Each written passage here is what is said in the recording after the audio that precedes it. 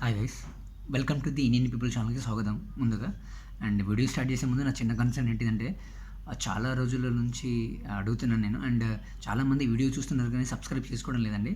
Please subscribe చేసుకోండి. And me support నాకు చాలా వాల్యుబుల్ అండి. మీరు చేసే ఒక్క సబ్స్క్రిప్షన్ కూడా నాకు ఎంతో ఉత్సాహాన్ని ఇస్తుంది.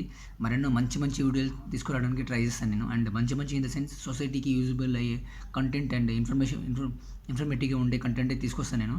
తప్పకుండా నా వీడియో పూర్తిగా చూడండి, మీకే అర్థమవుతుంది ఎలాంటి విషయం మీద మాట్లాడితే అంటే సొసైటీకి ఇన్ఫర్మేటివ్గా ఉంటుందో. అండ్ కరెంట్లీ జరుగుతున్న సొసైటీలో ఇల్లీగల్ యాక్టివిటీస్ అయినా ఉండొచ్చు, కొంచెం ఇన్ఫర్మేటివ్గా ఉండే విషయాల గురించి నేను తప్పకుండా మాట్లాడతాను.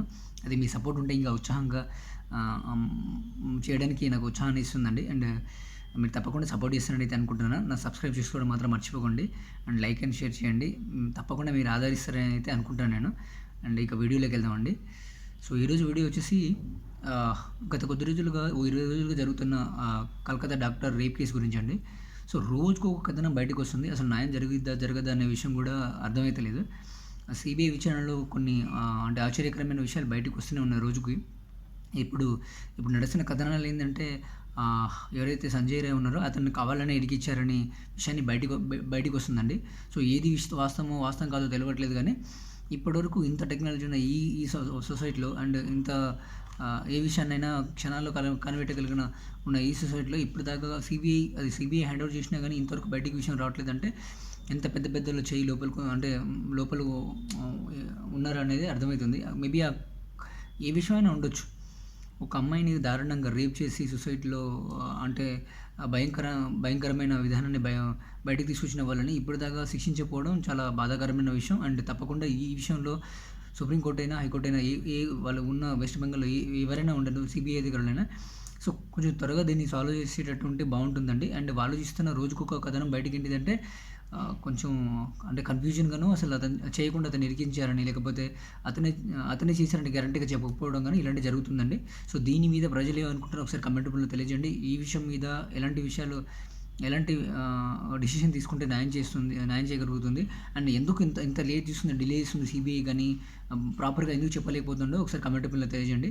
అండ్ నాకు అదే అర్థమవుతలేదు.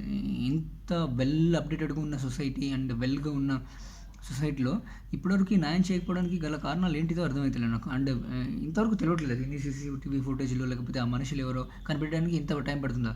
అండ్ ఆ కేసులో ఎలా అనిపిస్తుందంటే అక్కడున్న లోపల ఉన్న డాక్టర్లు కానీ లేకపోతే ఎవరో సాయంతో ఈ కేసు కథనాలంతా మార్చేసారనే విషయాన్ని బయటకు వస్తుంది. అంటే మార్చేశారు స్టార్టింగ్ నుంచి అమ్మాయి అంటే అమ్మాయి శవం కనిపించింది అంటే అమ్మాయి మార్నింగ్ ఏదైతే తను పడిన దృశ్యాలు ఉన్నాయో అప్పటి నుంచి దీని కథనాలు మార్చేశారని అయితే ఇది అంటే వ్యక్తం అర్థమవుతున్నాయి.